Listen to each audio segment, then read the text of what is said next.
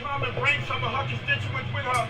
It's like the case is similar. Her brother was murdered by multiple police. The same way. He was beat down, he was smothered by police, and he died at the hands of police in Baltimore City. This sister got a story, and I want her to tell her story right here in New York City. Right. Tell it. Tell it.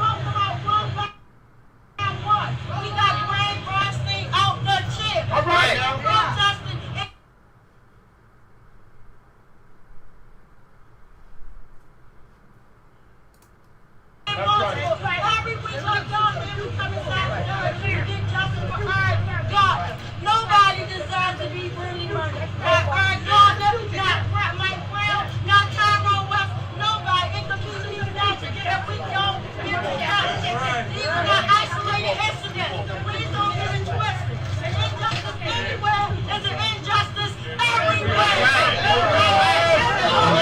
Justice! No justice! No justice! No justice! No racism!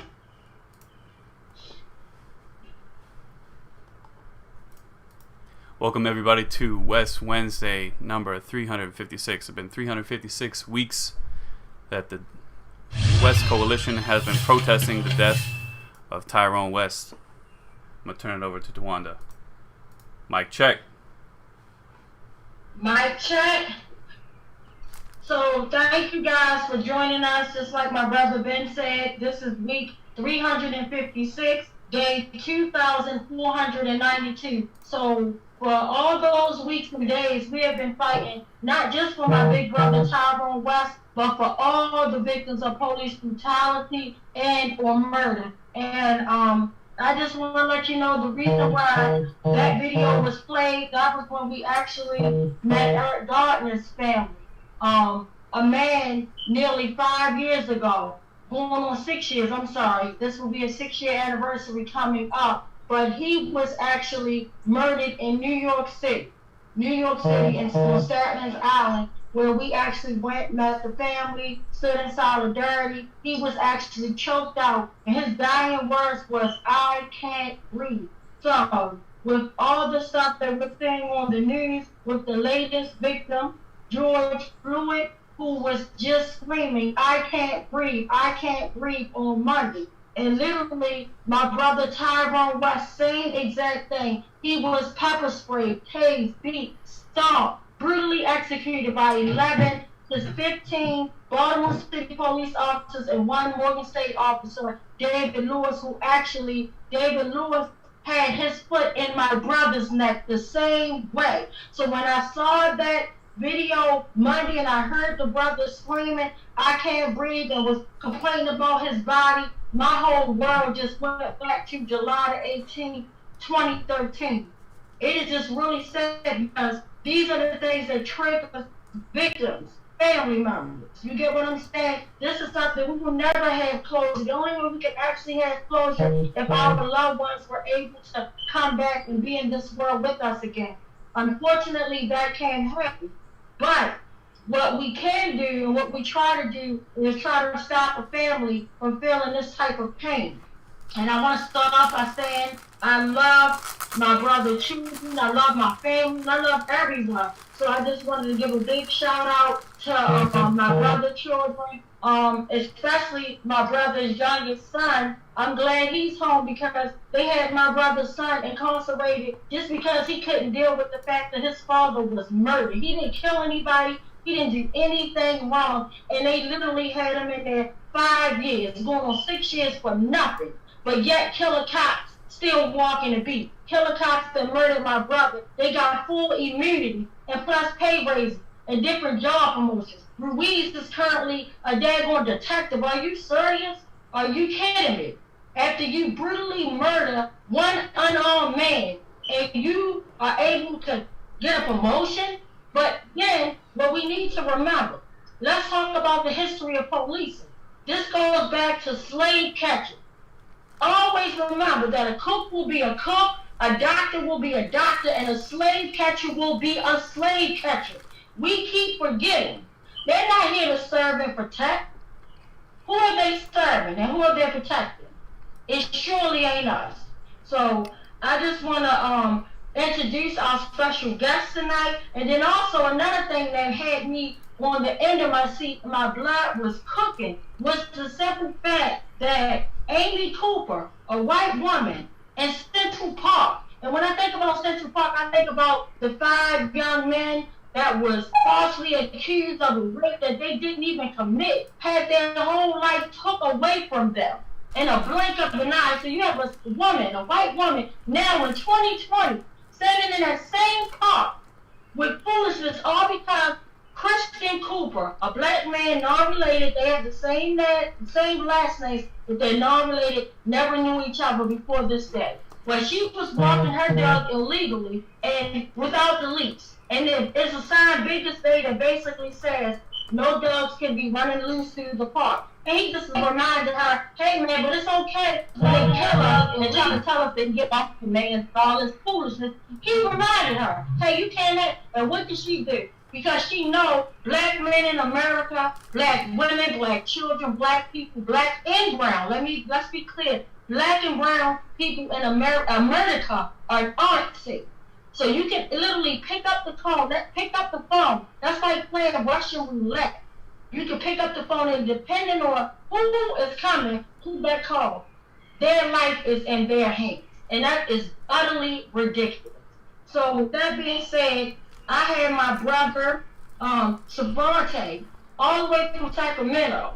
He is going to be joining us, and this is his second appearance here at West Wednesday because his brother was murdered. Stephon Clark was executed in his grandmother's backyard. Executed. The only thing he had in his hand was a cell phone. He was murdered on March the 18th, 2018 by 2 killer cops, gunned down. And he was a young man, a 23-year-old. Horrible. And then we also have my other warrior queen sister, Amanda, her brother, her family member, Alice, was murdered in Los Angeles. And she will be shared. So the fight continues. And the reason why we're bringing this together because the world likes to play us like these are isolated incidents when it's systemically happening and it's happening all over the world. And these officers, the medical examiner's office, the mayors of these cities, they're all complicit in these murders. And we get complacent thinking and trusting them and thinking that they're going to do right by a system that definitely wasn't designed for us. So, no further ado, my first guest I'm going to bring up, Stephon Clark. He's going to share, and we're going to take it from there. And then after Stephon Clark shares, I'm going to bring on Amanda, and then I would be remiss not to bring on my warrior queen, Megan. Megan Kennedy fights like hell, and she checks white folks. She let them know, check yourself. So she'll definitely be bringing truth to life. So, mic check. Mic check. Mic check. Mic check. Mic check. Mic check. Go ahead, we can hear you. All right, you starting with me? Yes, go ahead. Okay, yeah, everybody. I'm Stevante Clark, the brother of Stephon Clark, out here in Sacramento, California. As you heard, my sister Tawanda, my brother was unfortunately killed in my grandmother's backyard. He had nothing but a cell phone in hand. He was shot at 20 times. 8 of those bullets hit him. All of them had a fatal capacity when they hit him. Most of those shots came in the back, one in his leg, and another one was in his neck. Perforated his lungs, lacerated his heart, broke his ribs, fractured his spine. My brother is not, even though Ahmaud Arbery and Tyrone West and George Floyd, they're not with us physically, but best believe they are with us spiritually. Their legacy lives, and they thought they can assassinate my brother. They thought they can kill off Tyrone West. They thought they could murder George Floyd, but what they're doing is they're sparking a fire in the passion that's going to ignite the purpose of what we're trying to do, and that's what I really believe what we're doing. I believe we're able to take pain and turn that to passion and make that purposeful. And I appreciate you, Sister Tawanda, for having me. And the only reason I'm doing it, the only reason I will keep coming on here however many times you need me to do, because there's a purpose in this. We're still fighting for accountability. We still missed our loved ones. We're still hurting. We're still grieving. Even though people say, Stevante has been 2 years ago, it feels like it just happened yesterday. Stephon was the father of 2 sons. Stephon had a legacy. And to take him away from that, take him away from his babies, and then have those same officers who murdered him still working and patrolling the streets is unjust, it's unnecessary, it's uncalled for, it's callous. And we're going to be fighting for this. At least I'm going to be fighting for this until the day that I die, because I am my brother's keeper. And this is something that when I seen the George Floyd situation, my heart broke for that family, because this is a club no one wants to be a part of. Excuse my French, but fuck this club. I hate being part of this club, honestly, you guys. And nobody asks for this national attention, because what they try to do is they try to assassinate you, then they try to put your information out there and try to break you down as a person. They try to put my brother's texts and tweets and internet searches like that had anything to do with the night of March 18th, when it does not. They try to do the same thing with Trayvon Martin, try to do the same thing with Eric Garner. And just wait for it, because they're going to try to they're already doing the same thing with George Floyd. They're already doing that. They're already painting that narrative. So what we have to understand is that this system is designed to not fight for our rights, our fights, and our causes. We're fighting the oppressor on all levels, and Malcolm X says one of the only ways that we could win this war is if us as a people become intellectually independent. And I'm really, my thing is intellectually independence for all of our people, so we could break away from the oppressor. I think we're too leaning on, we're leaning too much on the oppressor. We're asking too much for them, and we can't do that. Ronald Reagan says 10 words you never want to hear is, "Hi, I'm from the government, I'm here to help you."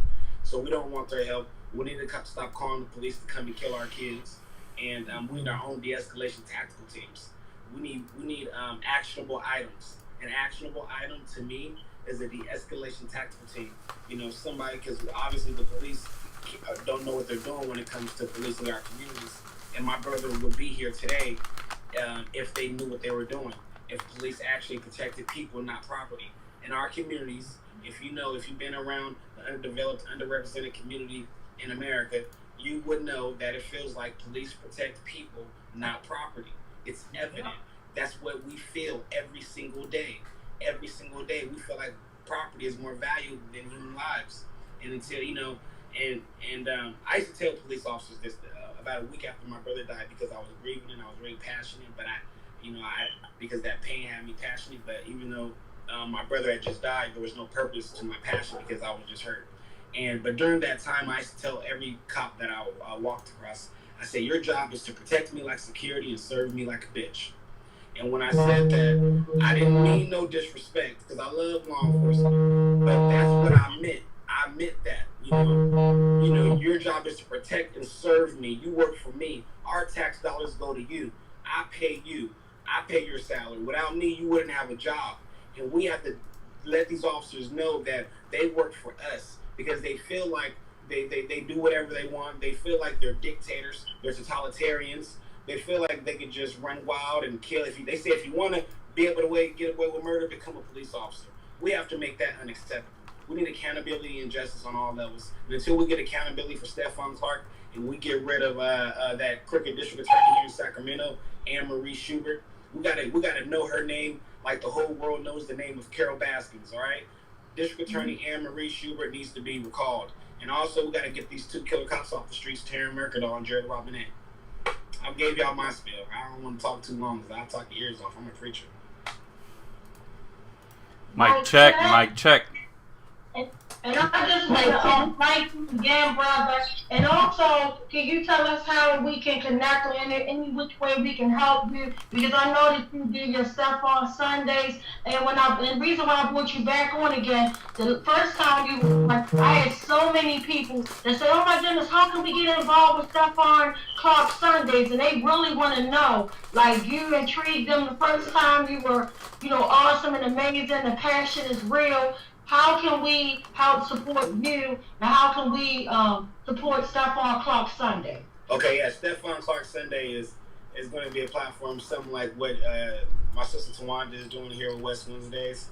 It's something to keep the legacy alive through these norms and these forms. So Stephon Clark Sunday is the lifeblood of what I'm trying to do. It's the heart of what I'm trying to do. And the way people can get in contact with Stephon Clark Sundays, when it comes to being involved and helping preserve this legacy, when it comes to actionable items, when it comes to resource centers, to de-escalation tactical teams, starting the Stephon Clark Garden, teaching our kids how to not only grow their food, but how to sell their food so they can feed their family. So the way they can get involved with Stephon Clark Sunday would be to hit up my team's email at iamsacfoundation@gmail.com. That is iamsacfoundation@gmail.com. You can hit me up on my Facebook, of course, at Stevante Clark. We also have another Facebook page just created called Stephon Alonzo Clark. The initials of my brother's name, Stephon Alonzo Clark, is SAC, the city that we live in. So Stephon Alonzo Clark on Facebook, iamsacfoundation@gmail.com, and also on Instagram on official_Stevante Clark. That's official_Stevante Clark. And this is the way we keep the name of Stephon alive. I believe this is the way we keep his name alive, so that way people know that, generations and generations and generations from now, that he was just not no unarmed African American shot dead in his grandmother's backyard. No, he was a son, he was a father, he was a friend, he was a brother, he was loved. He had light, he meant so much to people. Christmases are not the same. Thanksgivings are not the same. I don't go to funerals anymore. A lot of things have changed since the death of Stephon. When Stephon died, not just he died. A lot of us died. They killed a part of us. They killed a part of me personally. So that's why this fight is so, so important to me. That's why Stephon Clark is so, so important to me. Stephon Clark Sunday is so important to me. And I thank you, Tawanda, for igniting that flame in me with West Wednesdays, because I don't think I ever would have thought of Stephon Clark Sundays if you wouldn't have done West Wednesdays. So I appreciate you, and I'm standing in solidarity with you to the day I die. And likewise, my brother, anytime you need me, I'm only a phone call away. You got my personal cell phone number. You know how to reach me. At the end of the day, it's like my brother Boom said, we all we got, we all we need. So, again, I thank you. And we definitely going to put Stephon Clark Sunday, but I'm going to start doing this sharing a watch party on Sundays. So I'll go on your page and share it and things like that. Keep the great work up. I know your brother's looking down, smiling at you, so proud. And I'm proud of you. I love the way you was shutting down City Hall and all that with these politicians. That's the flame we need. That's the flame we got to keep on going. Like, after this pandemic over, we definitely got to keep it moving and shut it down. Yes. No questions asked. So God forbid something happened to me. I'm tired of people pulling out their cell phones, watching us get slaughtered. It's modern day lynching. You get what I'm saying? We saw this man, he was lynched on Monday. Yes. You see his eyes pop out, the same stuff that they was doing back in 1958 type of thing, and we saying this in 2020, and these MFers don't care if the camera's rolling or not. It's just to intimidate us to stop us. We're going to keep on fighting hard. But enough is enough. Ain't nobody, if I see somebody getting killed in my face, you better believe me, I'm not pulling out no cell phone. I'm jumping on somebody's back. I approve this message, and they get. But enough's enough. Ain't nobody gonna keep going for y'all slaughtering our men, women, girls. We had Sandra Bland sister on here, killing our women, kids, girls, babies. No, enough is enough. I'm past all that. So again, my brother, I thank you. And before I bring my next beautiful guest on, Amanda, I just want to share real quick about the pandemic and whatnot. So before I broadcast this, I had put the governor on with his lies, and it's shame on me because at the beginning of his him campaign, I never was for Governor Hogan, and because the way he did all the red line and all the foolishness. But I come to give him credit because I'm like, I thought in my mind he was trying to keep our city safe and all this type of stuff. No, what they do is they send these fools out here to try to calm us down and pretend. I'm tired of these pretending. But these numbers, let me give y'all some of these numbers.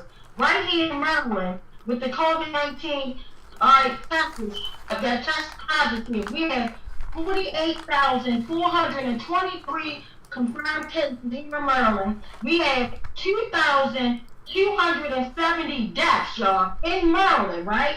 And then the hospital rate is up. So many people are being hospitalized, so that rate is completely up now. But yet this man decides to say out of one breath that he's going to open up, we're flat tone. I'm ready to take my flat tone and kick him up his butt with the foolishness. He's taking lies, man. They didn't one breath he's saying, oh, well, just because stuff is opening back up, y'all don't have to go. We ain't stupid. I'm not stupid. As for my family, I know what the hell we going to do and what we're not going to do. I'm not going anywhere until I see these numbers really decrease and do my own research, because enough of we are dying, and the first thing they're going to do when the second shift come out, because it's definitely coming, we need to know first. I never seen a virus where we're actually dying in the summertime. It's not as hot outside, but yet we got face masks on, and the crazy part, it's the opposite of what they say. 1 minute, the N95 masks was the effective ones. The other masks didn't make no sense. Now you can just throw anything in outdoor safe. All this foolishness. But at the end of the day, we know it's real because I'm seeing so many families go through that. My son, when he got a little sick the other day, and it's just yesterday, I rushed him to the emergency room because his throat was hurting. And in my mind, I'm freaking out. I'm like, oh my God, he don't have a fever. What if he's getting COVID-19? So I'm all in a frenzy. We go to the emergency room. Then we only let one parent in. And, just with the child, thank God my child is a minor, because they're saying that adults, when you go in, you can't even go in with nobody. So the way things are changing is horrible, but keep your eyes on what's going on. It's crazy. We got to be smart. We got to use out here. Forget what they're telling us. Use your own mind. They're not worried about us. And Savante said it good. All they worry about is property and money. It's a capitalist system that builds off of our pain. So that's all I wanted to share. I had to throw that out. But this is crazy. So my heart goes out to the people that are suffering with COVID-19. And we're dying more than in the Vietnam War. We got all these fatalities. They want us to be cool with these numbers of people that are dying, y'all. That are dying. And then the homicide rate is going up. Nobody's doing nothing. I'm tired of being tired. It's just crazy. The homeless population is terrible. It's horrible. They don't give a damn period. So, no further ado. Sorry for venting. Sorry for going back and forth, but that was on my heart. That was on my mind. So, I'm going to bring my sister queen, Amanda, up, and she's going to share about her loved one, Alex, that was brutally murdered, y'all. And they're fighting, and my fist is up with your sister. Mic check. Mic check. Mic check. Amanda, yes. Hi, my name is Amanda Flores, and as Tawanda was saying, my brother Alex, he was killed basically last year. To this day, it hurts so much. November 19, 2019, that was a Tuesday morning. I'm sorry, guys. Sorry. Take your time. Take your time. Alex would have been 35 years old in April 4th of this year. We kind of like share the same birthday. His was the 4th of April. Mine is the 9th. So he would have been 35 years old. Alex was very unique. A unique person. I cannot compare Alex with anybody in my family. We are a total of 6 siblings. I'm the second oldest, and then it's my brother Alex, and so on. But it's like Alex was unique. He, at that time, he was staying with my mom at the house with my parents, and he would always help my mom around. He would cook, do dishes, vacuum, sweep, mop, cook, everything. Something that maybe, you know, I don't do it too often when I'm at my parents' house. Something that you don't see my other siblings do when they're with my parents. So he always had a smile on his face. You know, he will make everybody laugh, smile. He was, you know, his, you know, world for him was, you know, keeping everybody, you know, positive. He didn't have no envy of anybody. He never killed. He never, you know, did anything to hurt somebody. You know, and it's true. The police, you know, in my case, named, you know, Alex Flores as if he was a criminal, as if he's a criminal, and that's not the case. That's what they try to do for everybody, just to make the community think that, you know what, this is somebody that, this is a person that we didn't really need in this world. And they made it seem like if Alex was homeless, like if Alex didn't have a family. When we heard it on the news, it was like, you know, there's this shirtless man on the street. Alex was wearing a shirt. He was not shirtless. And, you know, he was married. He was married. He was married for about almost, I guess, 10 years or so. He didn't have no children. He didn't have no children. He was, to me, he was everything. As a brother, I'm always gonna miss him. You know, to this day, I try to be strong. I try to continue the fight. You know, when he was killed, November 19th, that was a Tuesday. 2 days after, on Thursday, we didn't know where his body was. We literally had to wait until Friday to find out where was his body. Meanwhile, like, you know what, I didn't know what to say to my parents, like, you know, how you know, if I wasn't able to, like, you know,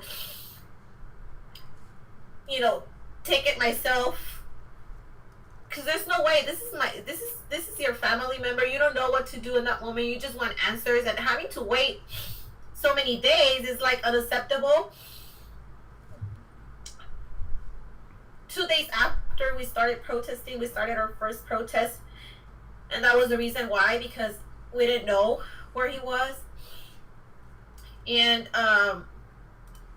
there we were able to meet POP, Felipe, Stephanie, and others from his organization. Till this day, we protested November every single day, back to back. We didn't have no Thanksgiving. On that day, we were, you know, it was raining pretty hard. We were out there, you know, underneath the rain, and you know, we were, you know, doing our struggle with my parents. Till this day, we haven't given up. We are doing every Friday now, protesting. We do it at 7:30, and we had a big event on Saturday. Past Saturday, we went to DA Lacey's house, and it was a really good experience. I never ever in my life had been a part of a protest till today. And I just feel that, we're not alone. Nobody's alone in this. And we just need to continue, fighting, because we live in a system that it's like, it's unacceptable. You hear so many things, and it's like, right now I was looking at news about a couple days ago, and I heard about the police getting a raise, and it's like, really? Why are they going to go ahead and get the raise? That's the reason why they keep doing it. That's the reason they keep killing, brutalizing people, because they think that they're doing the right thing. They think that, killing somebody, it's a good thing, and by doing that, they're going to earn more in their, compensation or not. Alex, he was, his whole life was pretty hard. He graduated Carver Middle School. Like I said, it was only 1 year apart from me and him. So we were always together, go to high school together. He didn't graduate, unfortunately. But when he got married with his wife, both of them, they were going to dental assistant program. His wife graduated, and I guess just like the system never gave him an opportunity. He wanted to work, but because of his tattoos, like, nobody wanted him. I guess they were like, scared or whatnot, but they wouldn't give him an opportunity to work. And that really, it hurts, because they want to change. But all doors, they close on them. There should be a better system when, people come out of jail. They're supposed to help them out. Physically, mentally. Guide them. Guide them to be a better person. Guide them to become better. If they know they're not in the good or the right route, try to direct them and show them what's good. Why do they let them, continue? Why do they close doors on them? I remember Alex, when he came out of last year, he came out of jail October 16, 17, 18. I went and picked him up to prison, and it was about 6-8 hour drive, and we were talking. That was the last time that I gave him a hug, and I remember how he used to say, you know what, I just want to change, but sometimes it's impossible, because doors closes on you. You want to go ahead and do good. You want to go ahead and do work or whatever, and you just can't find like the job that's going to go ahead and let you in and give you an opportunity to see who you really are. When this happened on November 19, early morning, Alex was already killed around 8:20 a.m. From what I heard, one of the neighbors where my parents live and where Alex used to live was that Alex, in that morning, 7 in the morning, he saw a kid in his community walking by himself. He must have been about 9 years old, 9 years old. He saw him walking by himself, and so Alex, he just walked the child to school. Everybody knew Alex from the area. he would see like, you know, our neighbors coming out with grocery bags, and he will go out and help them, you know, carry it. And you know, that was just the type of Alex was. But on November 19th, they said they kind of like spotted a person on Central Avenue carrying a knife, shirtless man. And supposedly their story is that, the police story is that a pedestrian saw Alex and they call the police. Police arrives on the scene and they see that Alex is walking and he's carrying a knife. So he calls for backup. When the police arrives, Alex is already, you know, going towards 28th Street and Central. When he gets there, you know, police cars surrounded him. And literally, it was about minimum 5 cops that were in front of Alex. And I just, you know, saw the video, you know, he received 5 shots. 5 shots, and we know the police that did it, which is Stephen Reese from LAPD Newtown Station. And to this day, it's been more than 6 months and we haven't gotten like no police report, no autopsy, no nothing. And it's like, you know, so sad that, you know, they think that, you know, we're humans.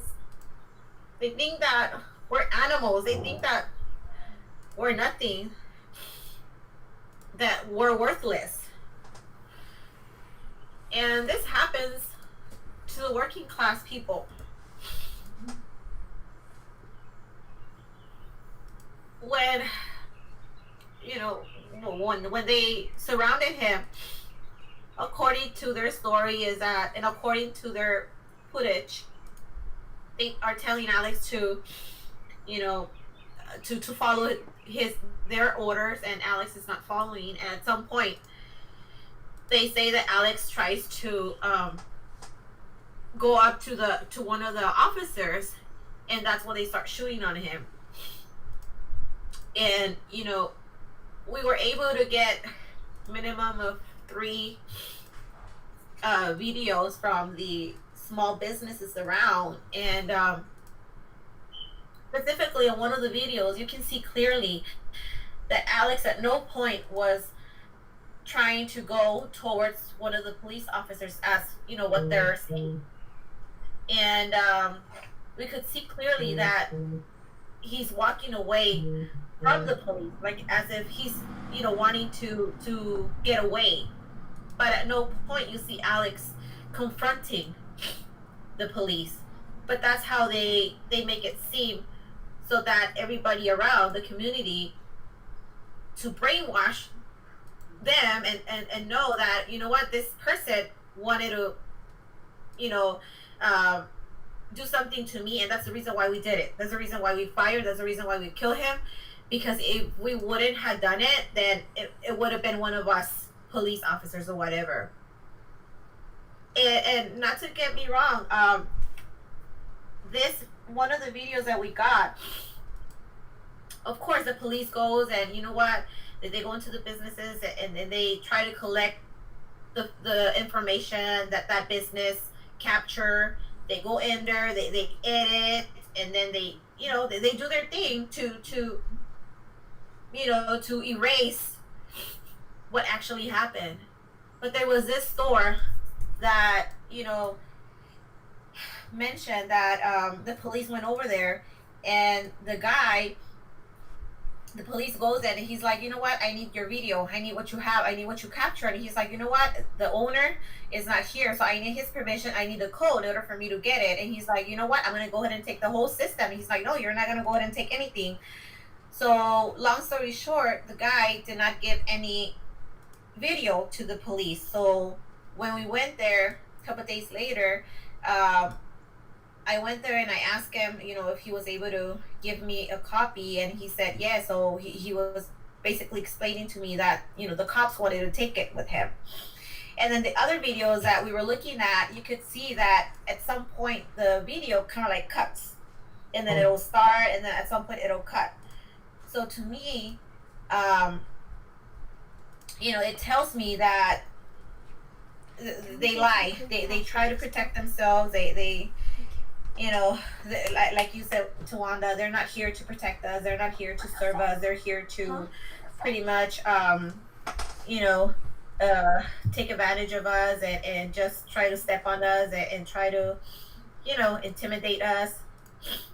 On Fridays when we protest, we're in front of the Newtown police station, and you know, sometimes like you can see one of the cops kind of like blocking one of the streets, and then you can see another cop blocking the other, you know, part of the street, and it's like they don't want cars to, you know, pass by so that we can hand them over the flyer, because they don't want the community to know what happened. They don't want them to know that, you know, we're fighting for Alex Flores, and they don't want us to, you know, become together and you know, fight for our rights, and you know, all they want to do is, you know, keep it a secret, keep it as if nothing happened, you know, and it's not fair.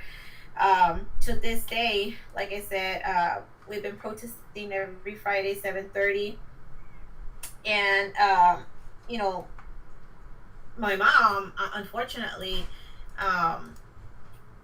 she's you know, my parents are doing okay, but it's like when you're around them, you see that they're okay, but you don't know what's going on when they're, you know, asleep, trying to go to sleep, when they're like, you know, turning into their bed, and it's like, you know, because if it happens to me, most likely it's gonna happen to a parent, you know. You know, to this day, we have demands for you know, our fight or struggle, and one of our demands is that we want the release of all the video footage. Another thing that they said was that, you know, only one camera capture really good the scene. When there's like more than 5 cops around, and it's like, really, so only one camera? So they say that the camera that captured the good scene is the camera that is basically on YouTube that they, you know, loaded, and you can see that video, you cannot really see. That's, you know, to me it's like, again, they're covering themselves. They're trying to see, you know, they're trying to find a way of give a little bit of evidence, but at the same time they're trying to give to the community to take a look and be like, you know what, this is what really happened. And that's the reason why the Stephen Reese, you know, pulled out his gun and started shooting at him. They had the taser ready for you know, to be used. According to them, they used it didn't work. You know, it's very, very sad having to go through this. And also, I remember that my brother, he used to tell me, you know what, the police, they would stop him every single time, and I actually have a picture that I was talking to my to Alex's wife a couple of days ago that I didn't know about, when Alex was, you know, physically brutalized by the police. He had his red eye. They hit him on the face, on the head. He had like big, you know, bumps on the head, and supposedly because they were chasing him with wife and some other guy, and because he didn't want to, he was resisting being arrested or handcuffed. When they went to court, Gabby told me, Alex's wife, that they dropped all the charges because she presented all the pictures that, you know, she had taken from Alex that was done by the police. So, you know, that's how they pretty much, you know, washed their hands, and I guess, you know, they just let him go. And, you know, my brother will tell me too that they would like put drugs on his car. He would put, you know, at that time, I guess the weed was not legal, and they would like put all kinds of things in the cars, meaning that it was, you know, theirs, and it wasn't, just to, you know, charge him with something, you know. We are doing canvassing as well. We're canvassing around the neighborhood. We're canvassing around Newtown Station, police station, and so far we've had a lot of support from people around the area. They've shared their stories with us, and you know, so sad. A lot of a lot of us in our community, like I said, we're working class, and unfortunately, most of us is like we're undocumented, so that's a little scary to continue the fight and to protest every single Friday, because they're scared, they're intimidated by the police, they're intimidated by ICE or whatnot. A lot of people also, I heard a story about one guy from El Salvador. He kept being stopped by the same police, so he ended up just leaving to his country because of being scared, being intimidated. Um, we did got a lawyer, and unfortunately, he was able to be with us for 6 months, and when he got the report back, um, he mentioned that he wasn't going to be able to continue with the case, that it was a hard case, and so he just filed a 6 month. I forgot what is the right word. So basically, that till now, like, we have 6 more months to hire another one or get another one to take over the case. It's hard. It's hard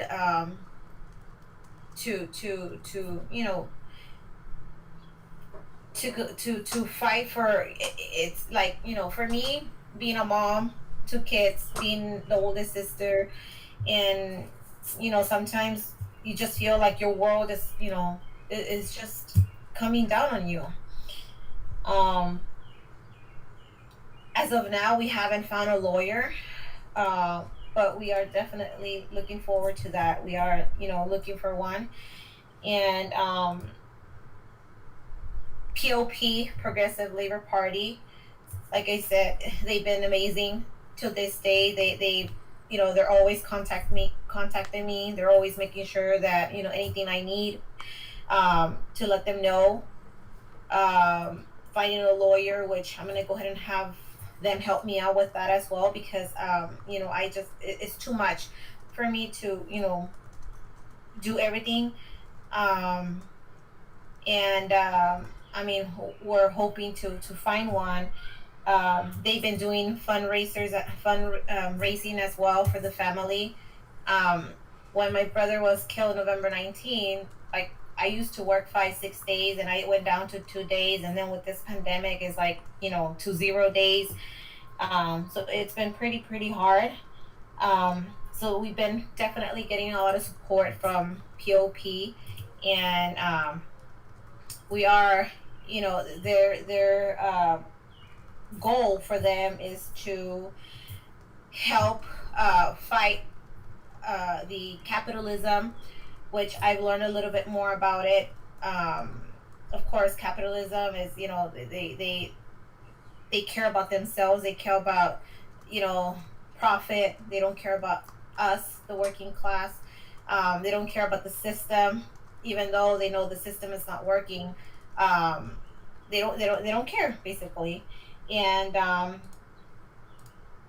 so I've been trying to learn a little more about it, and it's very, very interesting, to learn and know that, again, we're not alone. We're not alone. That we have the support from other people that are willing to help, and so that's pretty much what I have to say. And to me, meeting you, Tawanda, makes me feel really good, because you've been fighting for your brother for a couple of years already, so it gives me faith to continue my struggle as well with Alex Flores.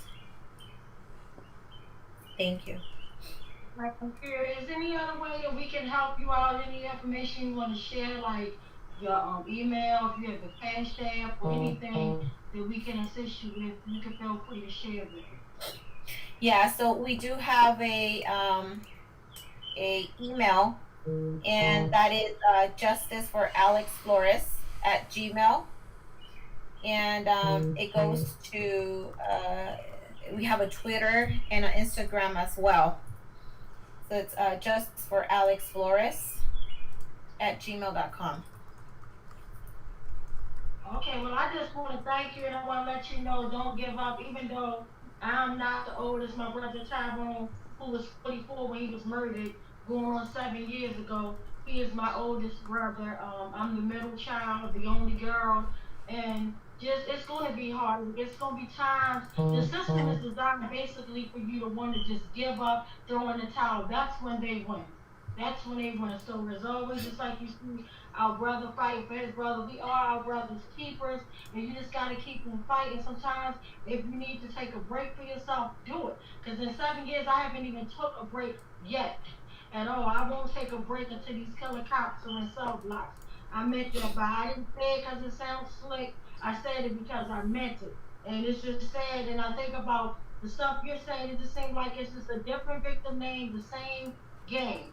You get what I'm saying? Like, they victimize the victim, make it seem like they did something. Then they can't even lie straight. Like in my brother's case, they lied and say my brother had on pants, and when he sat on the curb, they noticed a bulge of drugs in his sock. My brother had on shorts and ankle socks. They never found any drugs, because when my attorneys went to go get the alleged drugs, none were never tested, none submitted, and the killer cop lied and said that he had drugs under sworn testimony, said, oh, well, we heard about it on the news. So they can't even lie straight. And then as far as like the Public Information Act, for me, that makes it like there's video footage of my brother being executed. To this day, we didn't get anything back.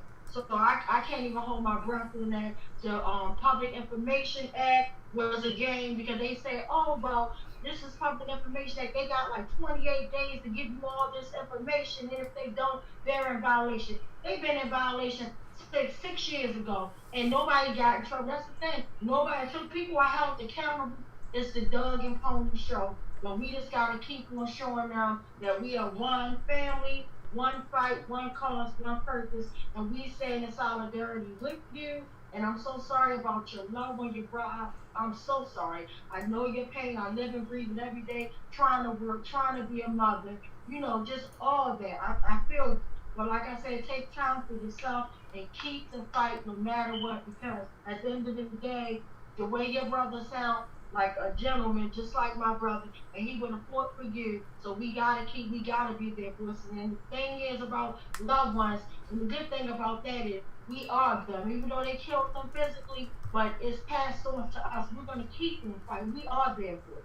When they look at us, they are reminded. That's why they don't want you to be seen and heard. So just keep it up. Let them know we more than hashtags and body bags. We more than pictures and buttons on t-shirts. Our lives matter. It may not matter to them, but it matters to us. And we're going to continuously fight. So I want to thank you, my sister Queen. You know, and if you want to share any more after I bring on my sister Megan, feel free at any time you want to jump back on. And again, my heart goes out. Make sure you get my personal number from Uncle Bill, and you can call me anytime. I'll just listen. If you want to talk, you want some advice, because at the end of the day, you can't even trust these lawyers. We talk about fighting for the gag order here in Baltimore, but the gag order don't just start when the city puts the gag order, the state puts the gag order on you. It literally starts when you get that attorney who tells you, oh, well, you can't say nothing, don't talk about the case, we got you. And some attorneys can be dirty, they can lead you down a one-way street. So in this game, when it comes to your loved one, only trust God, trust your good feeling, trust your gut feeling. If something don't feel right, cut it off, period. Cut it off, period. So I love you, and be in this fight together. So my church. So before I want to introduce my next special guest. Her name is Maggie, and I love her. She's Team Keith all day long. Team everybody. Like she wears a lot of hats. And when I met her, I remember we were at this big protest. And I think it was when O'Malley had the nerve to tell me he wanted to be the president, so we shut that down real quick. But the interesting part, when we went to the protest, I never forget, it was me and Brother Boom. We went there together.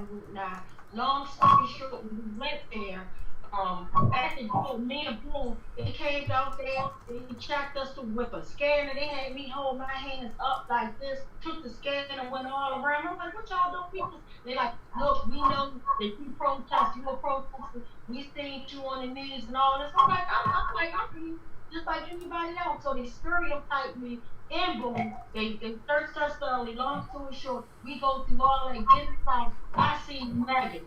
I fell in love. I ain't gonna lie. I see her. She jumped out. Apparently, they didn't search her because she jumped out. She had a cardboard box that said "Stop killing cops" or something like that. Something about stop killing or something. But she had that or Black Lives Matter or something. She had a powerful sign and she threw it out of her bag, her pants. And then she had a bottle of water. I'm like, she looked at all this in there, and she was running around, and they was just like brushing her hair and all this cute stuff. And I'm thinking, had it would have been me, I probably would have been tased, pepper spray. I might not even be here. So, no further ado. And I like how she checks white people. She tells me to check their whiteness. Because at the end of the day, we all have stuff that's inside of us. You get what I'm saying? So, no further ado. My warrior queen sister Megan. Mic check. Mic check. Mic check. Mic check. Mic check. Hi everybody.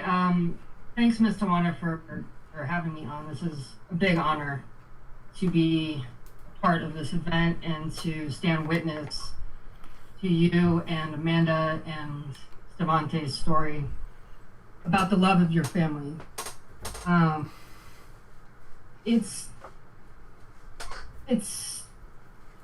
can't imagine the pain. And just like Tamanda was saying, your experience would never happen to me. It just wouldn't. And that's part of the reason why I go out and do what I do in the way that I do it, to highlight that fact and to also help add to the legacy of people standing up for justice. And so that and now with social media, it's easier to see white faces and white people doing this work. Imagine, growing up, there aren't too many white abolitionists, fighters for justice that we can refer to. John Brown is one, but there's a reason for that. That's how deep white supremacy is that it can even erase white people. So that's something that I continue to try to expose and sort of demand from us white people the self-reflection and the ability to be wrong and to realize that we're not who we think we are. And I wasn't who I thought I was. I grew up in California, in suburbia, and was raised with strong values from my parents of that treat everybody with respect, and that easily can get turned when you're processing it as a little kid. It easily in your head you say, okay, we're all the same, we all should be treated the same. And then you sort of develop, whether intentional or not, and this is all internal, you develop this sense of colorblindness. And it took me a very long time to realize how dangerous that could be. It not only erases the experiences of people of color and Black people, Black and non-Black people of color, it sort of excuses us white people from doing the hard work and realizing the very painful realities that exist in this world and that may not exist for us.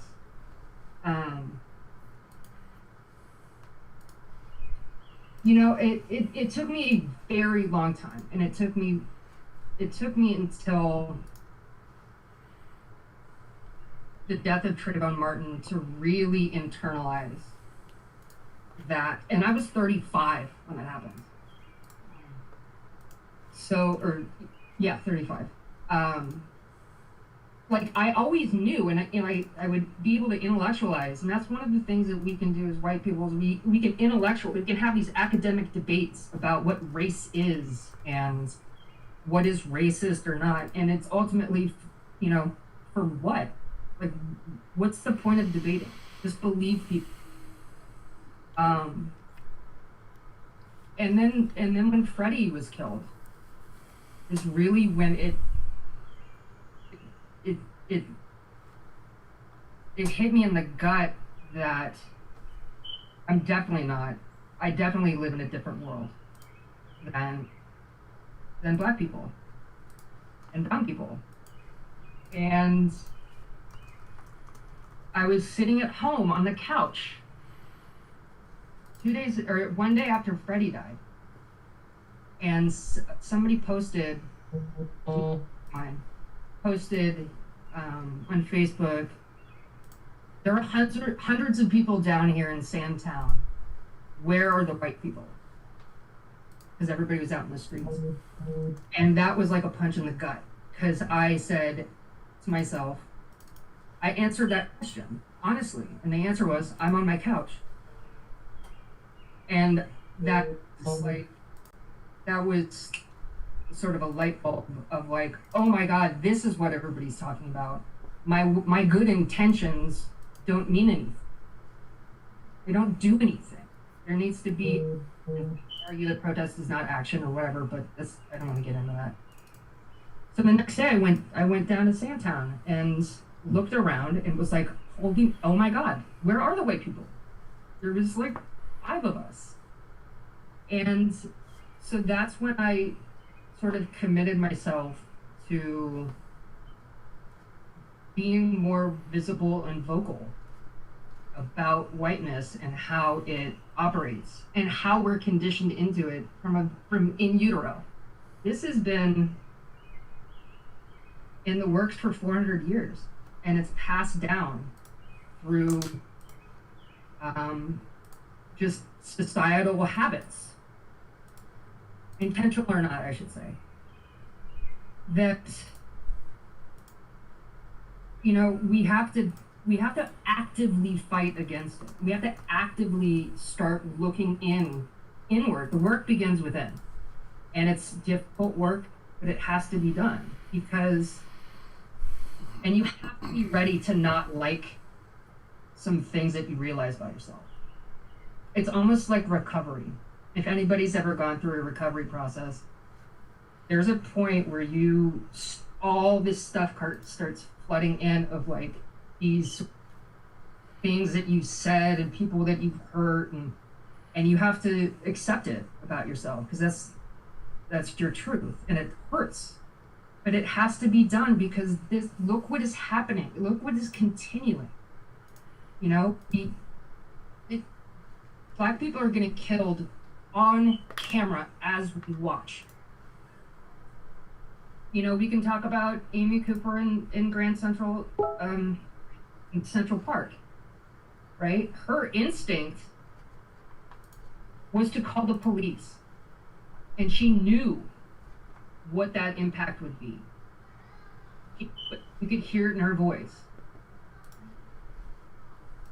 And one of the tangible things that we can do as white people is to reframe how we think about police, and to realize that anytime we call 911 for police, we are putting a potential death sentence at who we're calling about. And you have to say, is this worth this person's life? Is it worth it? Because it'll be on you if you call the police. And if that scares people to say, well, what are we going to do without the police? I don't know, but what are we, the police? Honestly, right? We're conditioned to believe what they say. Even though we can see with our own eyes and our own experience, their story changes over time. Always. Every police story, a different one than the first one they said. Right? And so, you know, Amanda talked about all the videos that they had, and they cut, and they went to stores and that's real. That happens. It's framing a narrative, and it's, if it helps to think of it this way, is at the very least they're trying to keep their job. And so if they're trying to keep their job, at what cost? What are they going to do to keep their job? Because especially now, right now, when the pandemic is on, people are desperate to keep income, because that's the only way that we could survive at this point in the system. And so what do you think they're going to do? What do you think that the officer standing by on Memorial Day, George Floyd's officer who was standing there, what do you think he's going to do? Stop his fellow police officer from killing somebody on camera? Are you kidding? That's not going to happen. And so, you know, we can take care of each other if we want to. Right now, we're showing that we don't want to. Continue to do these things that put people in danger, put people's lives at risk. You know, the cops because somebody offered your dog a treat and you got scared. Right? And so when people talk about like weaponizing whiteness, or what, you know, like that's what that means. And weaponizing like white womanness and Karen and all that stuff. These aren't made these aren't just like theoretical ideas and concepts that don't have root in real life. So it's on us, white people. It is. It's brown people's. This is not brown people, black people's responsibility to fix at all. Not at all. And the only way it can fix it, and I won't see it in my lifetime. I won't. Because this took 400 years to build. So how long is it going to take to fall? It's not going to be overnight, because people want to cling to things that make them comfortable at the cost of other people's lives. Right? And the police go along, you know, the police are aid of the state. And I know, and that language sounds, you know, I know that language, it can be construed in a very like conspiratorial way, and I don't care. But it's accurate. It's accurate language. It's what they do. It's how they treat civilians. And you see the difference in Minneapolis right now.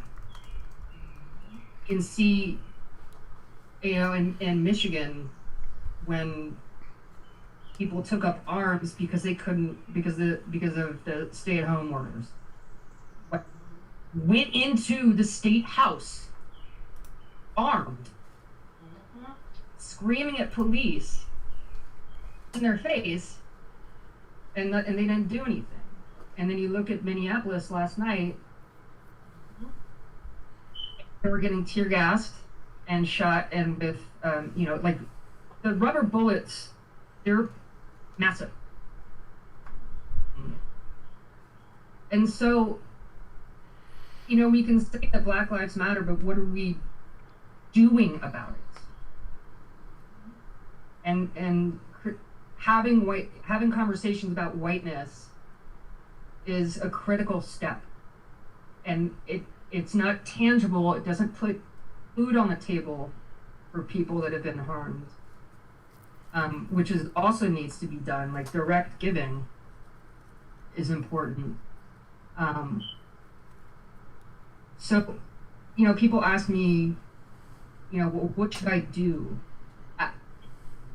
One thing I say is like, show up. And I didn't know what to do. I still don't, right?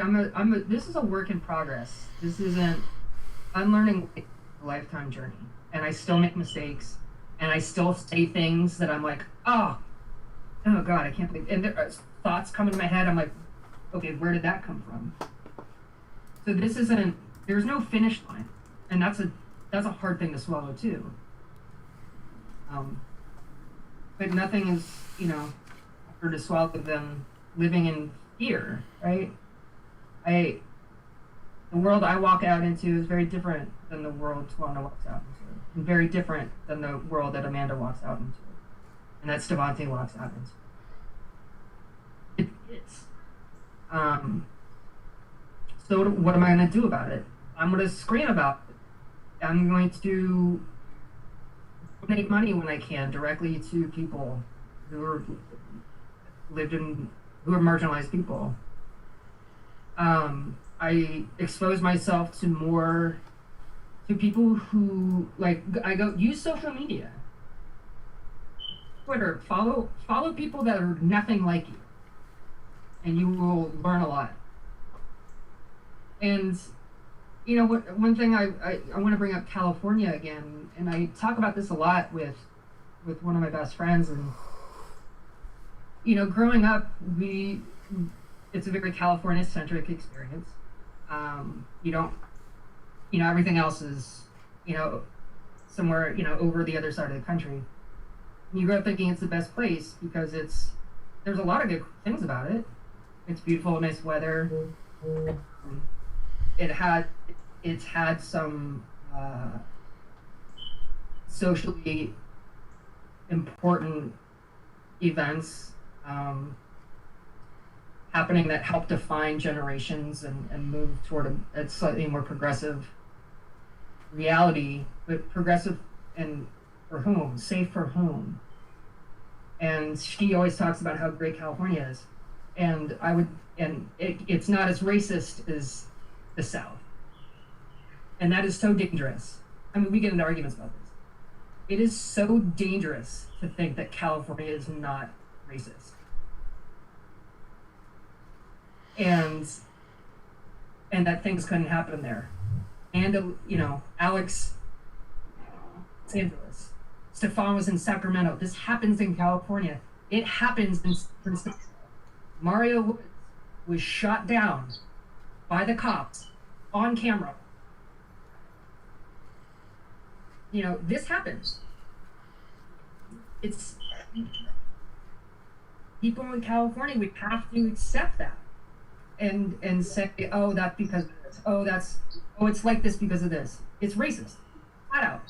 It's ingrained in us. It's so deep that we don't even realize it. Like fish don't realize they're breathing water, and everybody else is drowning. That's what white privilege is. It's that everything that we ingest through our eyes and ears and mouth is infected with white supremacy. And it may not look like it because it's not wearing a white hood, but it is, right? And same with gender supremacy, right? Male privilege. You say that to a man, and it's a lot to realize because they don't realize how automatic it is, right? And it's like whiteness, where everything you've ever learned has an undertone, came through a white lens, and it's not okay, So when you need to do the work on yourself, not alone, you're not. It's difficult. It's hard. It's painful. It has to be done.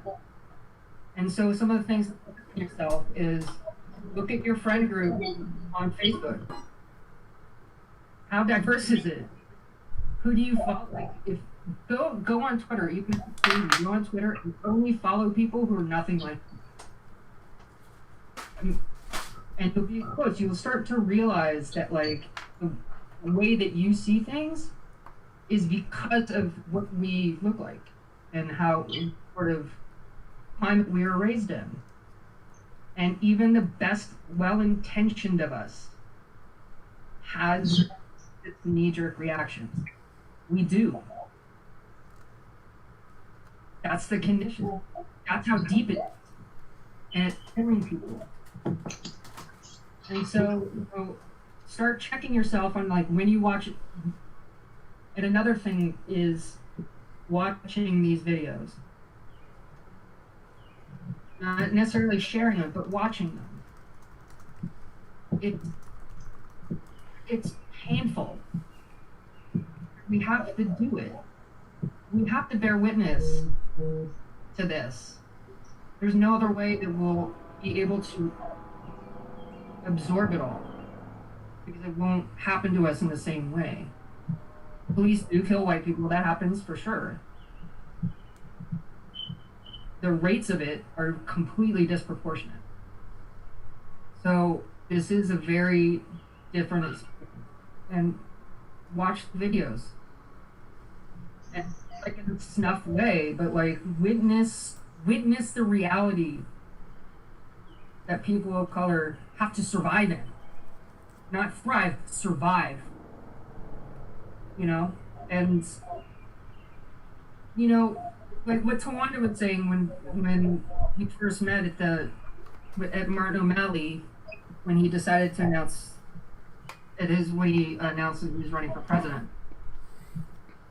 I knew they wouldn't check me. I knew they wouldn't frisk me. I knew it. That's why I put the sign down my back, and I had a water bottle, and I went by myself. At that time, I didn't know anybody at all who was out protesting and going to these events. I was still attending by myself. I had recognized you, Wanda and Boom, from the uprising. Watched you go in, and I was like, okay, I know them. You know, I recognized you, and I was like, okay. So I went after you, and I saw them frisk you, and I thought to myself, let me see what happens. Which I already knew what was going to happen, and they just let me through. And that's when I was like, all right, this is what this is now. I got to throw the sign up and start yelling, which I did, and I knew I wouldn't get hurt because during the I was hurt, and I was out breaking curfew in Sandtown, knowing, and I went to document for to show people in other parts of the country what I was seeing and what they were seeing on TV. And there were people around me that would get arrested, and I was untouched. It was almost as if I would be in the cop's face. And it's almost as if they would look right through me. And they would literally look like this over me and then push me out of the way to go grab somebody who was doing the exact same thing, which was literally just standing in the street. So, think about the police and who they're for, and how and why they treat people differently.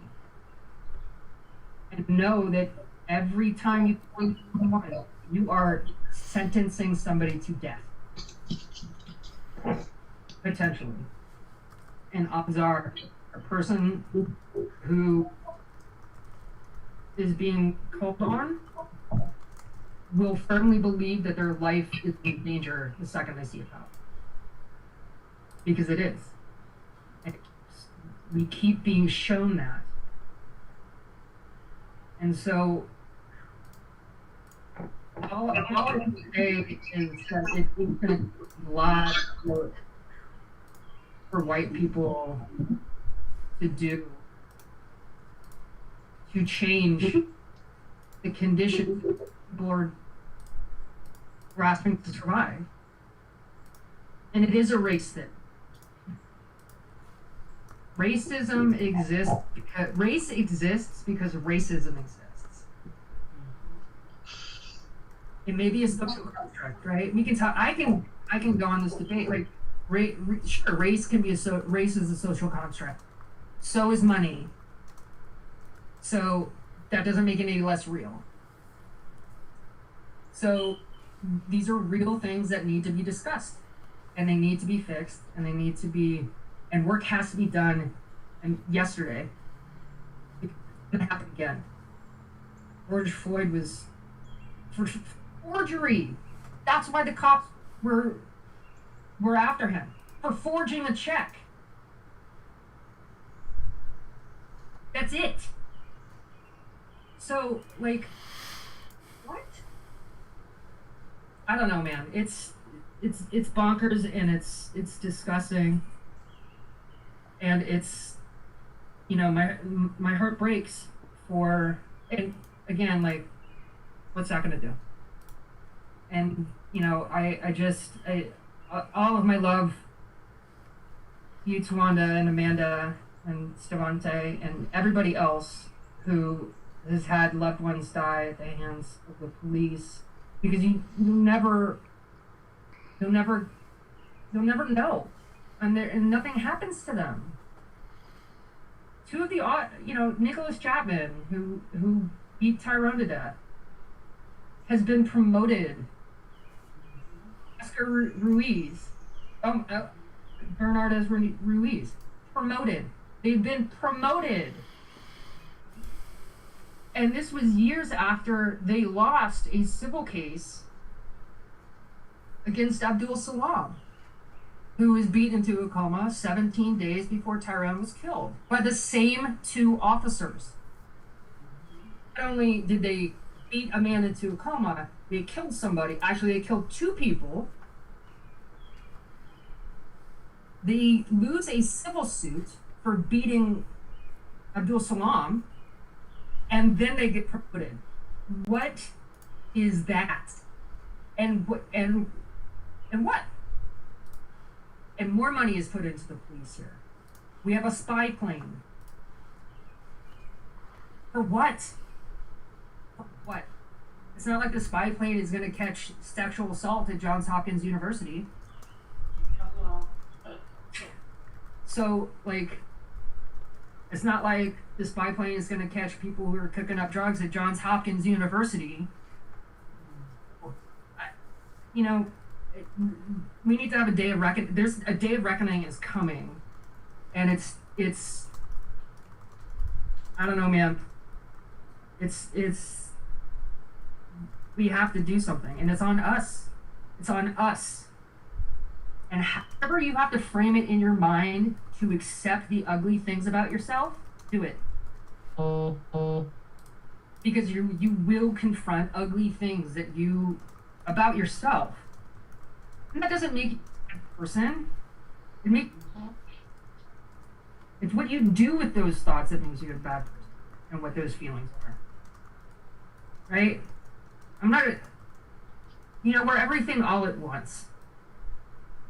We're everything all at once. And so you have to accept that. You have to forgive yourself for some shit, because otherwise you're gonna, it's too ugly.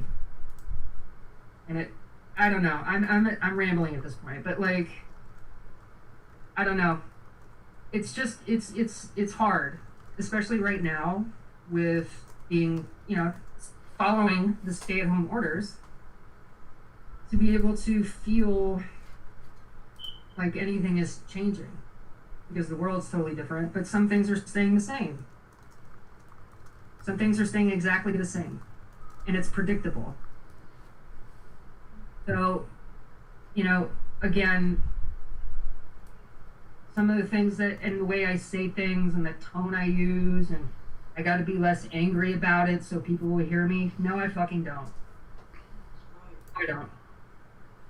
You'll have to be in a place so you can hear it, because this has been talked about for 400 years. Where have we been? And you're not alone. Again, I didn't come out of the womb like this.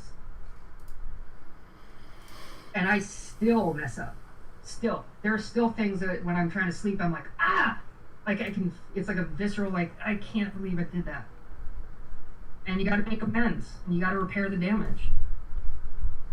And you gotta keep moving. And keep going. And deconstructing what has been built up. Because it's built up, it's based on a lie. It's all based on a lie. And when you see angry people, especially in fights for justice, please know that anger is rooted in love. It may not be the love, it may not be the squishy love.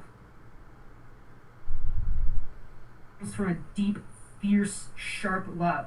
And I see it in Tawanda, and that's, when I started going to West Wednesdays, that's what hit me. Was the love, the feeling of the love in that space and coming from Tawanda is not a squishy love. It can't be. It's a fierce love. Because something was stolen from her. And the world. Amanda, something was stolen from you. And your anger, and whatever you feel is how you feel. And how, when people get angry, Stavante went to the city council. I remember when he went to the city council meeting, I saw it on social media. He was angry. And you know what? Good. Brother was stolen from him. And so when you see people, these rallies for justice, tone policing is like not the space, it's not the space for tone policing. It's a time for us to say, to hear, to listen, and to listen to pain. And when you're feeling a sort of way, go with it. It's gonna dig up the stuff and some feelings that we're taught are not okay. They are okay. They are okay, and taught by society, not by people in particular. Right? We're not supposed to be angry. Megan, you're angry. I know. There's a lot to be angry about. There's a lot to be angry about. That's okay. And so, there are things I should have done differently, things I should have said differently, maybe. But I don't think so. Not in this particular. Not talking about whiteness. No. Because it's violent and it's dangerous. Look, Amy Cooper calling 911 is a potential death sentence on Christian. Was a potential death sentence, and she knew it. So, and what she would say, and she said it, like, in her apology. Listen to what she's saying. We have to accept things about ourselves that are painful and ugly, and break them, repair damage, and push. So I don't know if I went on. Yeah, I don't know. It's white people. You're not alone. We're in this together. We gotta do this together, and we have to do it now. People are dying. So I'm on Twitter if you ever want to reach out. I'm on Facebook. I don't really sign in that much, but Twitter is where you'll find me. And again, thank you, Tawanda, for having me on here. It's really an honor to be. Thank you, Maggie. Can you give us your Twitter handle? Twitter is where you'll find me. Yeah, it's at Expand Your Focus. EXPANDYOURFOCUS. Yeah, and so if anybody ever wants to reach out, I do check in my Facebook every couple of months. So if you want to leave a message there or something. But again, I'm not going to stop till I appreciate you. Thank you so much, Megan. And Yeah. next time you can Ben would like to share with us. Mic check. Mic check. Mic check. Mic check. Mike check. Mike check. So, I co-sign on everything that Megan was saying. One of the things that she mentioned was that the police are trying to protect their jobs. I think it's important to look at what their job is. The police were established to catch African people who resisted enslavement. That's the purpose they exist. That's where they came from. So if you think that the police are still necessary, you need to examine what exactly you think their purpose is. Slavery is still legal. Penal labor in the United States, including a form of slavery or involuntary servitude, is explicitly allowed under the 13th Amendment of the United States Constitution. This is a form of legal slavery that is only allowed when punishment for committing a crime. So, if slavery is still legal, the police are still here to round up people to bring them to prison. That is the point. Little about their core job has changed. So if you're arguing that we still need the police, I want to know what exactly you're arguing for. A lot of people, when I'm out with you guys or making these broadcasts, will come up to me afterwards and they'll be like, "Oh, so what are you? Are you an activist? Are you a protester? Are you revolutionary? What are you?" And invariably my answer is, I am an abolitionist. The abolitionist movement was started to combat and abolish slavery. That was the point, to get rid of the laws that allowed slavery.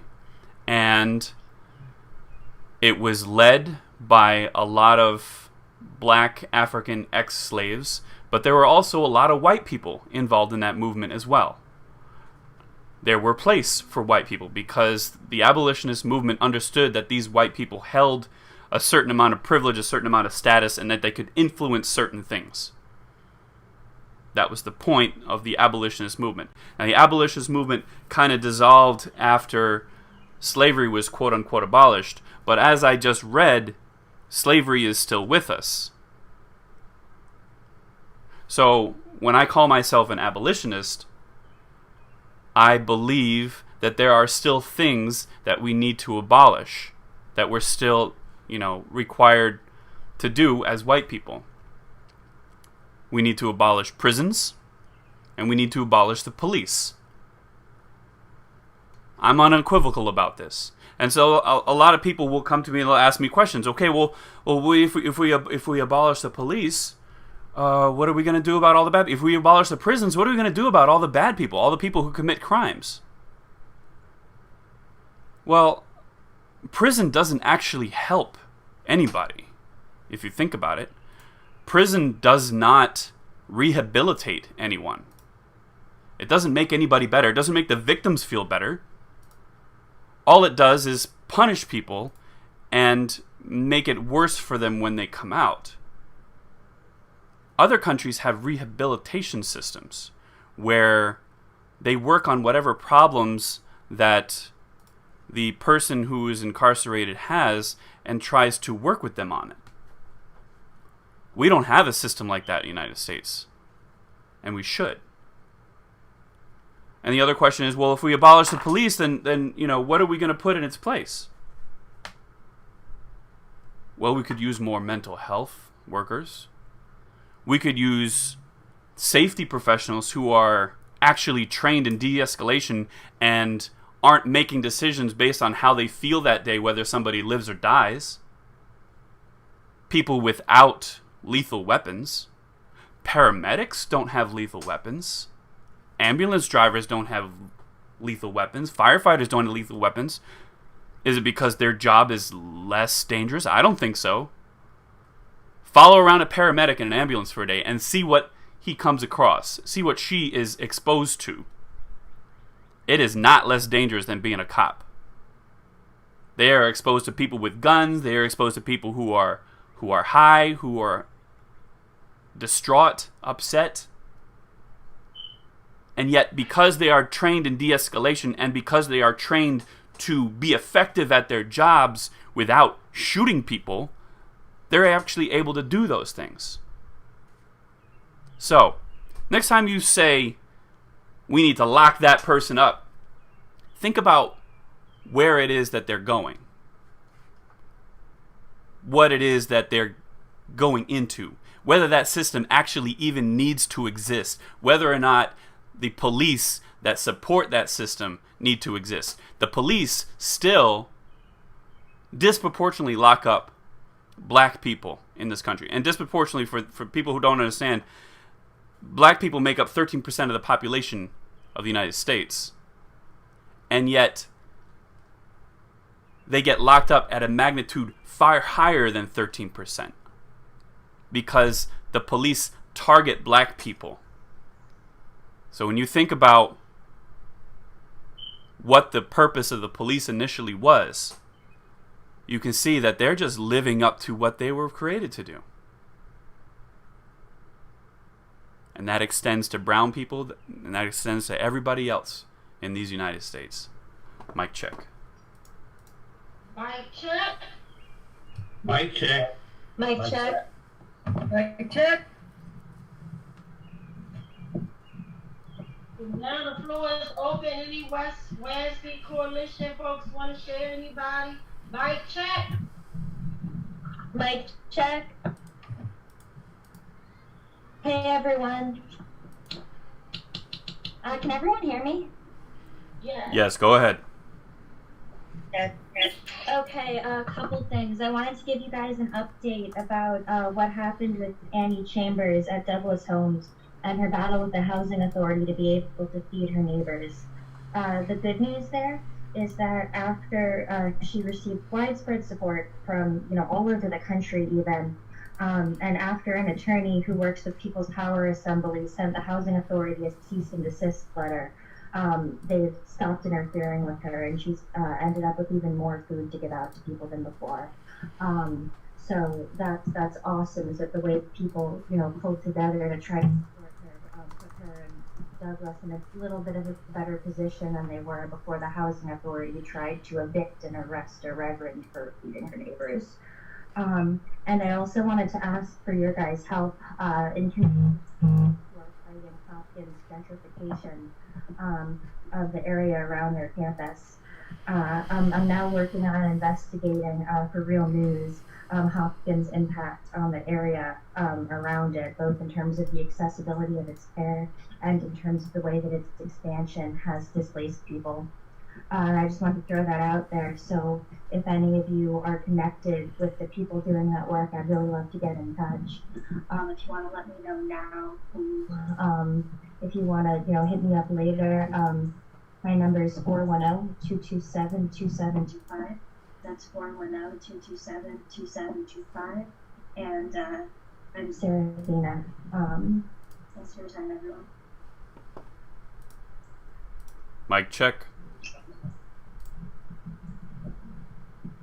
You're muted, Twanda. Mic check.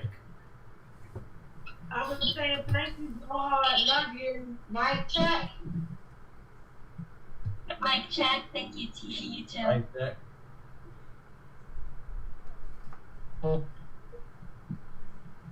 Brian, did you want to go? Anybody else want to go? Yeah, I wanted to go and I wanted to say some things. Megan hit a lot of things that I wanted to talk about, and I sort of want to just kind of throw some details on some of the things that she said in a more general way, particularly about George Floyd and the stuff surrounding him. I came across some information that that sort of ties in so much with Twanda's experience here in Baltimore, and this idea that these are accidents, or these are one-off experiences, or these are bad apples, and we hear this all the time. The cop who had his knee on George Floyd's throat had a history of 12 complaints against him in a 7-year period. Plus, he was involved in 3 shootings. In one case, he was actually the shooter. Plus, he was involved in a high-speed chase where 3 people were killed who were bystanders. Plus, he was one of 7 officers named in a lawsuit from the jail, a civil rights lawsuit about depriving people of their rights. This man had been doing this over and over and over, and had been all the complaints against him were closed, and you can't see them, and they were all decided to be, appropriate use of force or not a violation of the laws. This is a system. These people are working in a system that is designed to do nothing but protect itself. They are, I always, what I've been saying is, what do you call a good cop who protects a bad cop? You call him a bad cop. And that is just something that we see it over and over. We see it in Baltimore. We see it, now it's up in Minneapolis. But this is the system that's built. This is the system that protects itself. And then the other thing that Megan talked about that really has struck me in this whole thing is that last night people came out, they were protesting, they were calling for justice, and they were tear gassed and they were shot with these rubber bullets. And the police pulled up, came out of these vans in riot gear, full, with all their rifles and everything. But not 2 weeks ago, in the same state, a few hours away, white people with guns were up in cops' faces screaming at them, and the cops just stood there. No riot gear, no guns, no nothing, just those people just get to do it and walk away. And in Kentucky, they're hanging people in effigy. And in Texas, there's a guy who's like, the only good Democrat is a dead Democrat. This is, all this violence, because it comes from white people in the service of state power, it's all acceptable. But as soon as any people, especially people of color, come out and demand justice, then then the guns come out, then the tear gas comes out, then the fire hoses and the dogs come out, and it's the same thing over and over and over. And the other thing Megan said that reminded me when she was talking about this the Cooper woman. When she apologized, the last part of her apology was, "I'm not a racist and I didn't mean any harm." Now,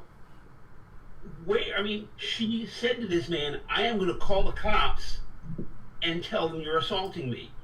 But yet somehow she manages to tell herself that she's not a racist and that she didn't mean any harm, that this is just all outside of her.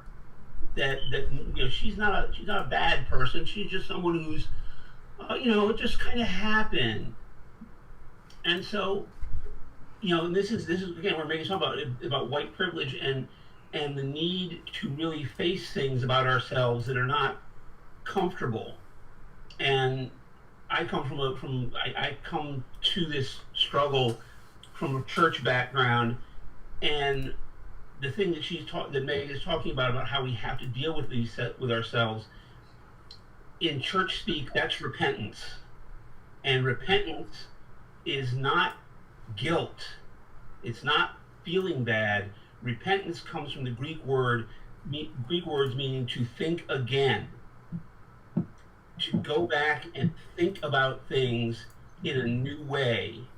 And that's the foundation of any progress that we're going to make, because black, brown, white, yellow, green, whatever we are, we're part of a system that is designed to treat people as things, and it is designed to gain power and focus power on people who already have it. And so we all need to come to an understanding of where we are in that machine, in that structure, in that empire, if we're going to get out of here, if we're going to make progress. And something that I do to kind of help us realize and focus on how, on this world we live in, is every week I'm going to bring the names of the people here in Baltimore who've died by violence, and I ask you to bear with me and go along with me and just give me a mic check on these people's names. There's a lot of them this week and a lot of them last week. I'm having to go for 2 weeks because I had to bail out last week.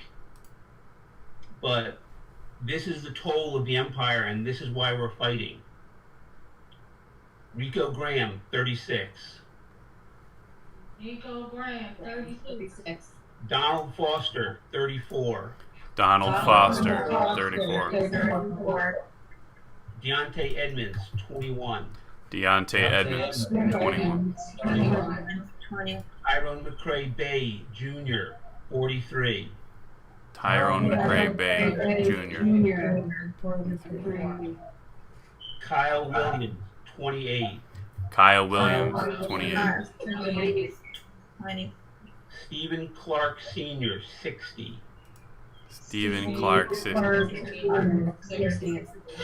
Randolph Watson, 54. Randolph Watson, 54. Devin King, 32. Devin King, 32. Ronald Lewis, 26. Ronald Lewis, 26. Derek Davis, 32. Derek Davis, 32. James Labar, 35. James Labar, 35. Tamara Gilliam, 36. Eric Gilliam, 36. Rudolph Lomax, 22. Rudolph Lomax, 22. Brandon Brown, 32. Brandon Brown, 32. Justin Snipe, 30. Justin Snipe, 30. Troy Shelton, 49. Troy Shelton, 39. Jalen Cuthbert, 27. Jalen Cuthbert, 27. Brianna Myers, 23. Brianna Myers, 23. Thank you all. I'm really sorry that we had to do that. Mic check.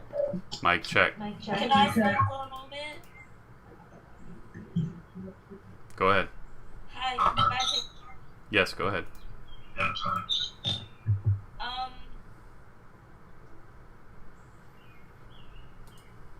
I actually knew a name on that list. And it's not only the personal loss that affects me or has affected me, it's also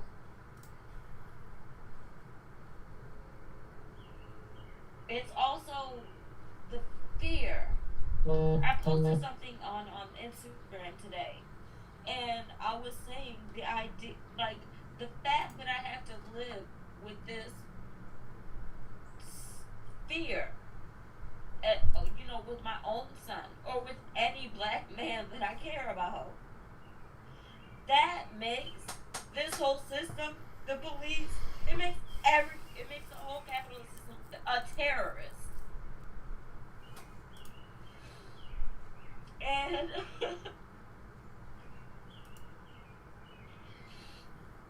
I've kind of tried to flip it on myself and make it so that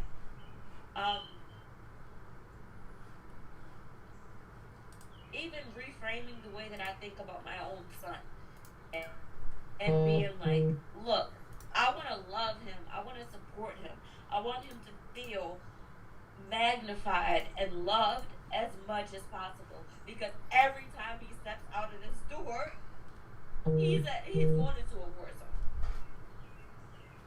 zone. And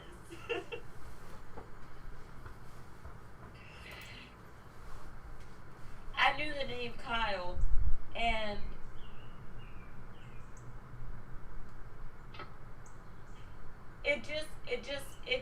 it's mortifying to me that the world doesn't see these black and brown lives as people, that there's property placed over them, and but they are people, and it's even internalized in me a bit, because when I first heard about what happened,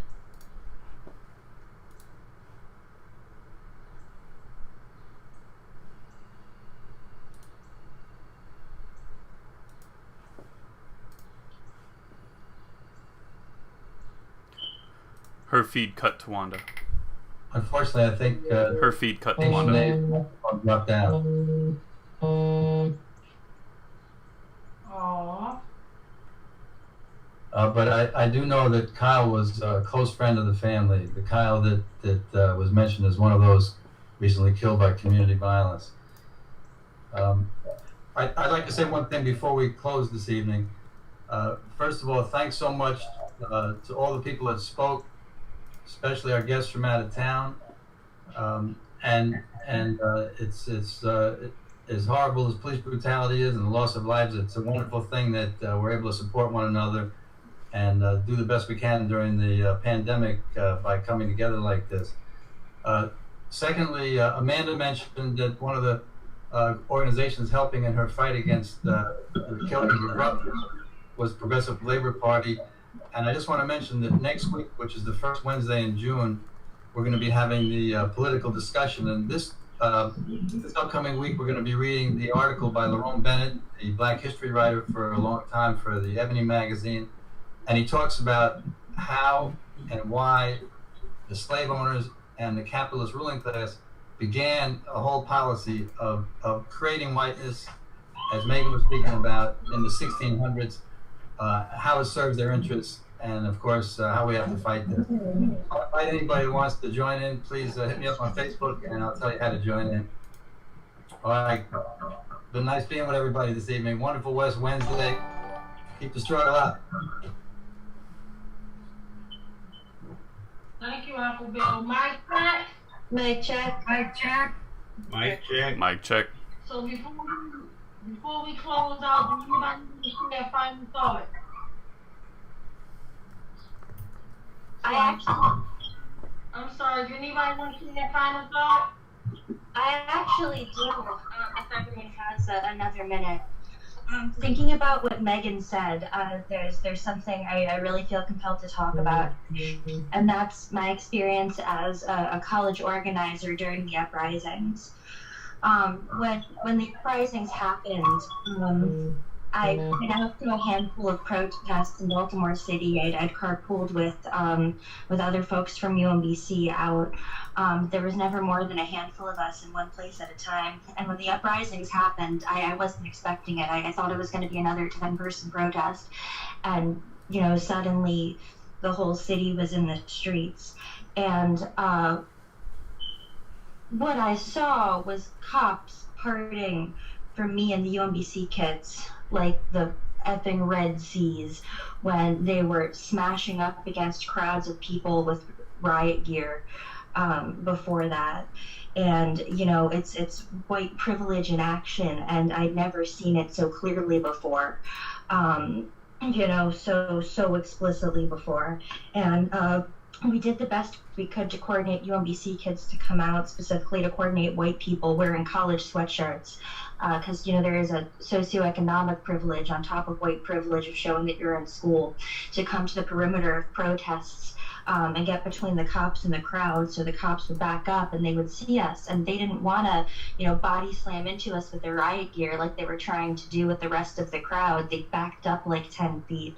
And my takeaway here is that I think that's one of the most important things white people can do, is physically put yourself in these spaces between cops and people exercising their rights, And I know I'm preaching to the choir here with everybody who, you know, is part of this community and is taking the time to be here. But after hearing Megan speak, I wanted to add that. And yeah, it's really good to see all your faces and hear all your voices. And it's really powerful to see how we have this community healing together, holding each other accountable, and continuing to fight the fight even when we can't gather in the way that we used to. And thank you to all of you. Mic check. Thank you, God. Mic check. Well, I Mic just check. want to thank everybody, our special guests, and children. And I know it gets real hard and traumatizing when you have to relive. So again, my heart goes out to your loved ones, your families, and we are family. And like Savani said, I wouldn't want to wish anybody into this family, not on this side with your loved one being murdered. So again, I just want to thank all my special guests for sharing. Thank you all for watching. Thank you all for tuning in. And remember, this is our fight, 356 weeks non-stop, 2,492 days.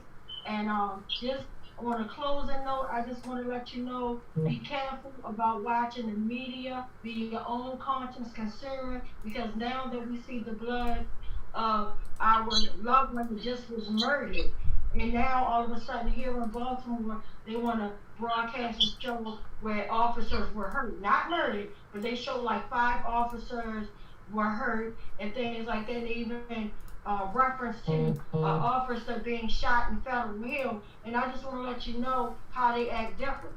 So it's okay, and it's not okay, period, but it's okay when somebody shoots at an officer and actually shoots an officer in Federal Hill. They don't shoot back. They make sure the community is safe and everything. But down the hill, you don't even have to shoot, and they gunning us down. That's a big problem. So again, be your conscious consumer. And for every officer that got hurt, guess what? I got about 5,000 people to one officer that was slaughtered, murdered, okay? So let's be crystal clear. At the end of the day, I don't condone violence. I always say, live to love to live. Love you all, but I just want to keep the facts where they need to stay at. And we're gonna close out. And this West Wednesday was great. And again, it was kind of sad because just hearing the pain is real, you know. So it was like bittersweet. But again, I just want to thank everybody. And before the pandemic, I remember my family was getting death threats, and my family thought it would be a good idea for us to take West Wednesday inside. And I'm humbled and very grateful for Pastor Heber, who allowed us for like 2 months to actually go inside of his church and still host West Wednesday. Because at the end of the day, we will never ever stop West Wednesday. We might change it up on how we do it, but trust and believe me, it'll never stop until these killer cops are in cell blocks, until they stop killing us. Period. But anyway, this beautiful sister, she was at a West Wednesday we had inside, and she shared a poem, a beautiful poem about our brown skin too. As we close out, I want you all to let this sink in. Please watch her spoken word about brown skin. And remember, love you all. See you guys next week.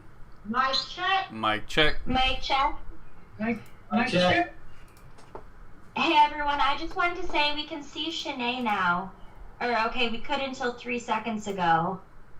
Okay, Shanae, real quick, do you want to come to Shannon again? I want to give you a virtual hug because you broke my heart here when you break them. Do you want to finish up before we wrap up because we're about to close all the way out?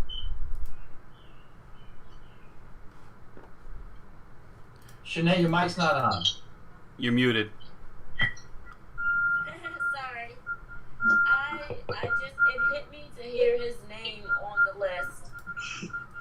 And we have so much to fight for. We have so much to fight against. I want to just plant myself in loving each other. I'm agreeing. So that's all. Sorry, you know, that you hear one of, you know, your loved ones on the list. And again, family, it's just sad 'cause you just never know when that moment is going to happen to your family, whether it's community violence, police brutality. just your loved one being took in such a violent way. It's horrible. My heart goes out. And as Brian, thank you, Brian, for reading that sad list. Remember, that was just it was a list, but at the end of the day, it's more than a list. That's somebody's loved one that's gone, and nobody's held accountable. And meanwhile, they got the I-5 planes spying on us. Why haven't they solved none of these murders yet? I don't get it, but I do. Anyway, thank you. Live to love, love to live. And remember, check out the spoken word of My Brown Skin. Mic check. Mic check. Mic Mic check. check. Mic check. Mic check. Okay.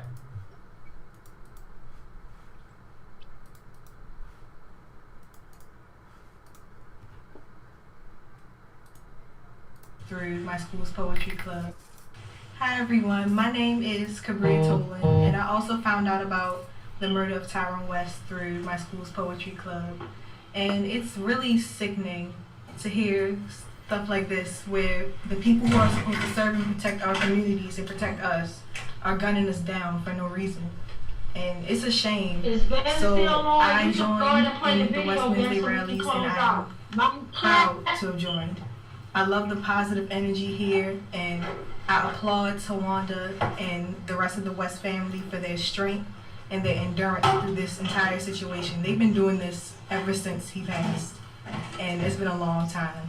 So I applaud them, and I will continue to be active, and I encourage others to do the same. Thank you. So I've been working on this piece for quite some time now, and it's just basically my feelings about the standard of beauty and how people perceive it.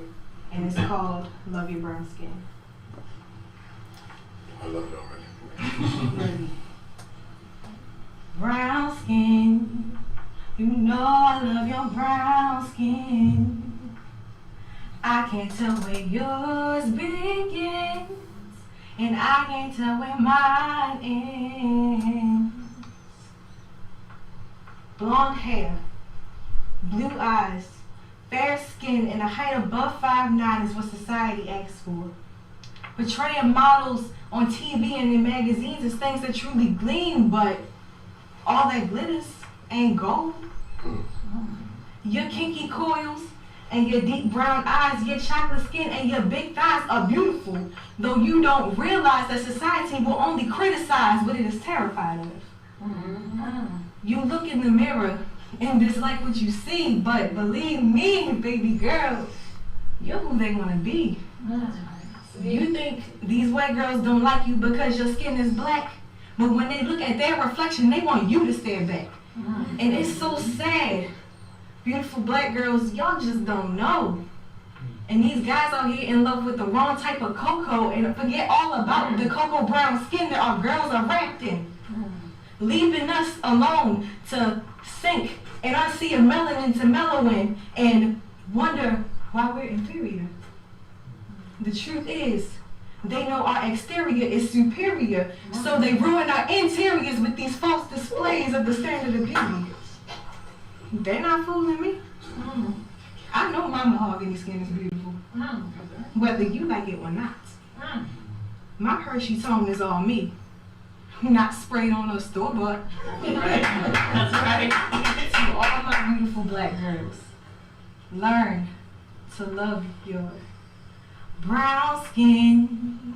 You know I love your brown skin. I can't tell where yours begins, and I can't tell where mine ends.